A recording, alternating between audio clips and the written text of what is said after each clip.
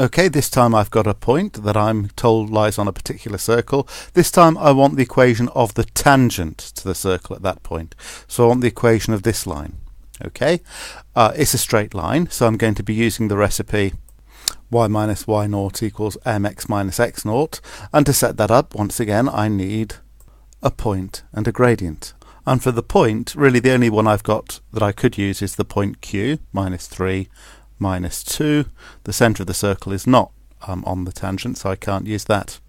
Now for the gradient, I'm going to get the gradient by first of all working out the gradient of CQ.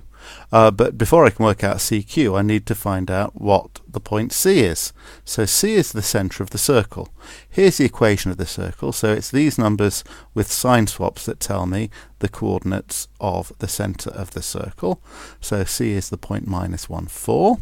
So the gradient of CQ is the difference in y of the difference in x.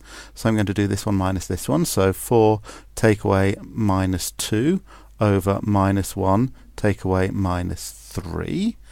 Okay, so that's equivalent to 4 plus 2 over minus 1 plus 3.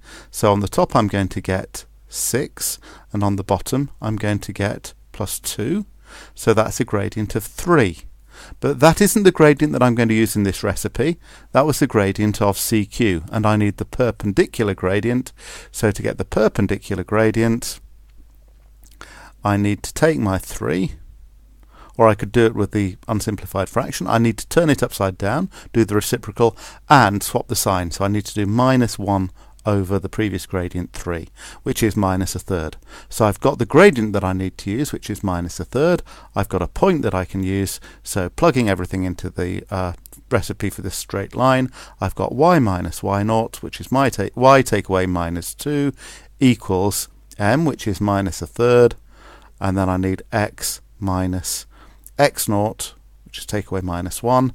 Okay, and in both cases I can simplify these to additions, so y plus 2 equals minus 1/3 x plus 1. I could expand it out, I could put it into one of the other forms, but that's okay for the equation of a line unless another form is specified. So I'm done.